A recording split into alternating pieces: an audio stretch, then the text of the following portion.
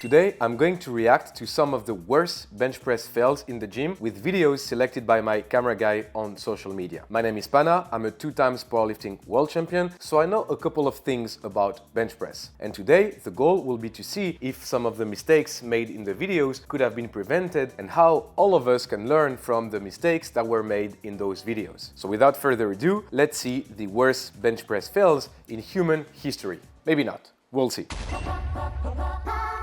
So we're starting with the first video selected by my camera guy, and already something's wrong. Man attempts 165 kilos, which is, I think, like close to 400 pounds, maybe 380 something, 370 something. Chest press with wife as spotter, nearly dies. Okay. So first we have the lifting belt on the bench press. Honestly, I don't think it's a fail per se, but I'm not a huge fan of it. And it's very, very rare in powerlifting competitions to use a lifting belt for the bench press, because the goal of the lifting belt is to actually allow you to have something to press against and like to be very, very stacked, like with your rib cage and your pelvis. And on the contrary, on the bench press, you want to be pretty relaxed in this area in order to really improve your upper body positioning. So I'm not a huge fan of the lifting belt on the bench. So far, the setup isn't too bad. His feet looks well positioned. The same with the upper body positioning. Oh. It's hard to watch. The bar isn't moving at all. Oh man. So the problem is that he has clips on the side, so he just dumped the bar. But because there are clips, the weights cannot go off. And I think if you don't have spotters and you're not sure you're going to make the lift, don't put up clips, because worst case scenario here, the weights would have fallen off and then the bar would have been much, much lighter for his wife to help him out. Oh. And she can't do anything about it. Oh.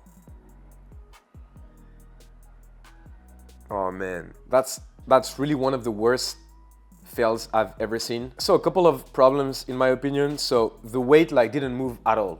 He barely bumped the bar a couple of inches off his chest. In my opinion, when you're attempting a max weight, you should always make sure you have spotters. And here it's obvious his wife doesn't train. She looks pretty skinny, so there's no chance she would have been able to help him out as much as he needed to with this kind of weight. So the second option is make sure the weight you're attempting is there to hit on the day. So for example, here he attempted 165 kilos. Last attempt you do is maybe 155, and if that 155 moves very well, then you can load up 165. So if you have spotters and you want to take a big jump in order to conserve your strength for that max weight attempt, I think it's okay. But if, like it's the case here, you don't have good spotters, make sure the strength is there. So you take a last warm-up that's very close to the weight you're going to hit, and if that last warm-up moves very well, then you can load up whatever you want to load. And worst case scenarios, like I said, do not put clips on the side, because then you can safely, as much as possible, obviously, make the plates fall off,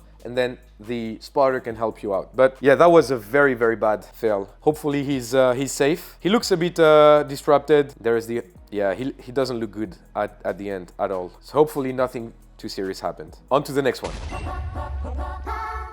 I'm already recognizing that one. El Campeón! I'm sure most of you guys are familiar with El Campeón. He did a video with Larry Wills, properly training. I think that was a very good video. Larry gave a lot of good informations. It's obvious from that video that he's not like a bad dude, but I think he's not giving the right example either. Yeah, I'm sure this is going to be an example of that. So first thing I don't like, so he's putting a lot of weight on the Smith machine, on the bench, incline bench, and at the same time he has a lot of bends, but that go in the opposite direction. So the goal of the bend is to actually change the resistance profile of the lift, and in my opinion, there's almost no use to having the bends in this direction, so helping you out basically, rather than just boosting your ego pretty much. Given he's the kind of the king of ego lifting, makes sense, but yeah, that's not something I think is useful besides boosting your ego.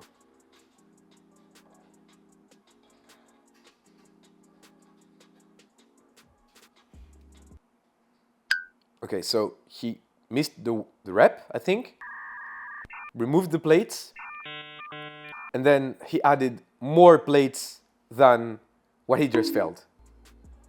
I'm not too sure about that.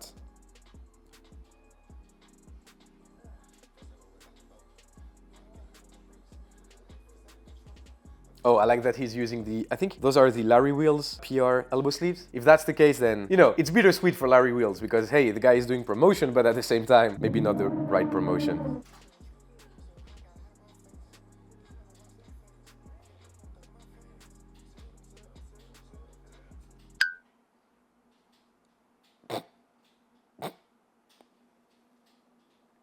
Why did he twerk? So he either wanted to twerk or he tried to unrack the bar and wasn't even able to unrack the bar. And if something on the bench press, if you're not able to unrack the bar, you're just putting out way too much load on that bar. So I'm not too sure about what's going to happen.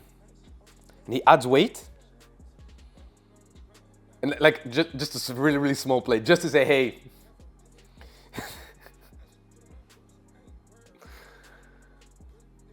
Not working this time.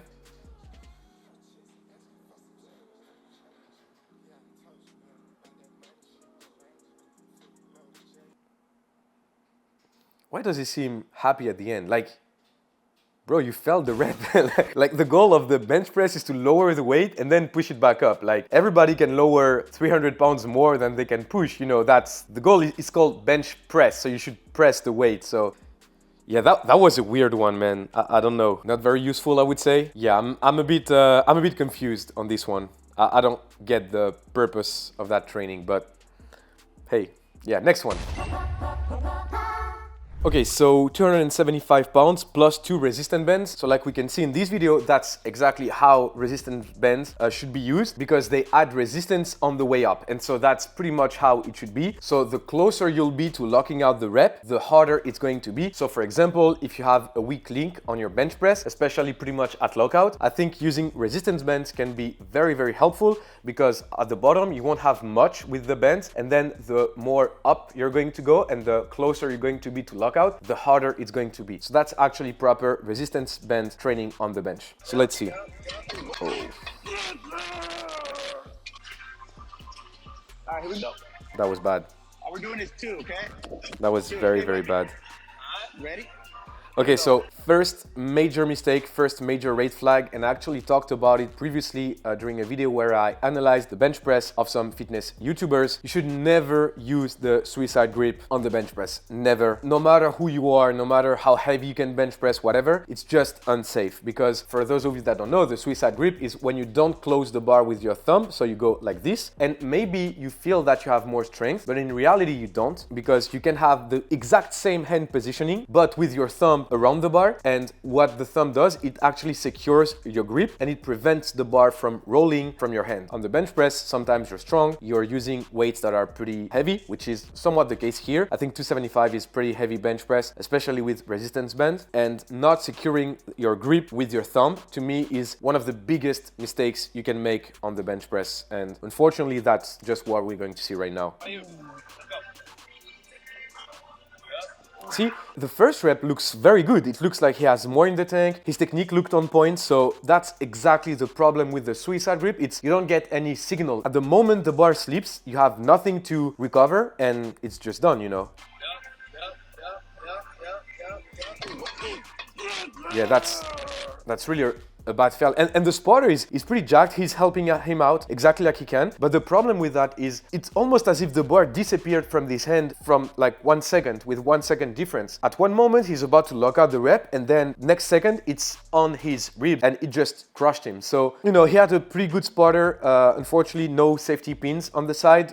Seems like this bench cannot provide safety pins. If you have a bench where you can have safety pins, it's extremely important to always have them on. I know how to bench. I've been bench pressing for 8 years now competitively, and pretty recently, like a year ago I think, it happened to me. I unracked the bar and the bar just weirdly bounced off the rack, and fortunately for me had the safety pins which caught the bar. Otherwise, you know, maybe it would have fallen on my neck or my jaw, whatever. So, you know, on that aspect there's nothing you can do if you don't have safety pins. But I'm 100% sure that if he didn't use a suicide grip, if he had his thumb grabbing the bar, with the way his spotter helped him out, he would have been able to help him out. But just it happened so fast, none of them could react. So, you know, very unfortunate. Yeah, as you can see on the slow-mo, at 1 second he has the bar, The next second, it's immediately in his ribs, and his spotter, he can't even react because it's happening too fast. So a very unfortunate mistake, but the worst part is that the easy fix, just, wrap your thumb around the bar. He said like he had broken ribs. Yeah, 4 rib fractures, 2 on the left side, 2 on the right side. Crazy. Hopefully he recovered, hopefully. Man, you got me on that one. It's like hard fails. Very, very hard fails. So, why is he using straps on the bench? Lifting belt, elbow sleeves, lifting straps for bench press. Also, only using 10 kilos plates, whereas on the side we can see there are 20 kilos plates. So doing that to, add weight to the bar, I think, it's just pure ego lifting. How many plates there are? 8. So it's 80 kilos per side, I think, which is around 160, 170 kilos, I'm assuming, depending on the weight of the bar. Let's see.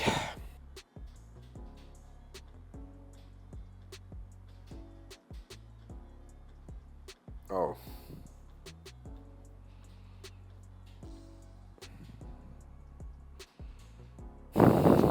Yeah.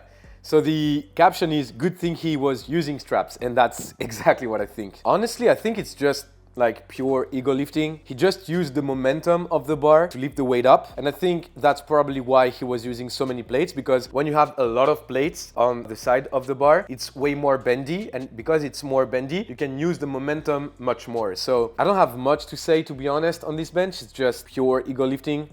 Ego lifting is not lifting heavy weights in the gym. Ego lifting is lifting heavy weights, but not in the proper way, like doing stuff like that, using a lot of weights to have a bar that's really, really bendy, using straps on the bench press. Yeah, I don't know. I'm not too sure about this one. Okay, so next one is Orthodox priest gets 120 kilo on the bench in my cassock for the bench. What is cassock? Oh, cassock is like his outfit. I'll be honest with you, if I go to the church and the priest that I go to the church is benching 120 kilos, I think it's pretty badass. I think it's like very badass even. So let's see, he first does 118, which is 260 pounds. So he's using like his sandals and his cassock with the lifting belt and wrist wraps with the cassock. And I think it's pretty cool.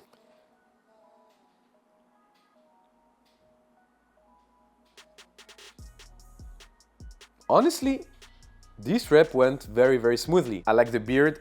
I'm half Greek, so all of the Orthodox priests in Greece look exactly like this dude, like big beard, big mustache, cassock. Not all of them bench press, obviously, but And so now he goes for his PR, which is 120 kilos, 265 pounds, for a priest benching. That's insane.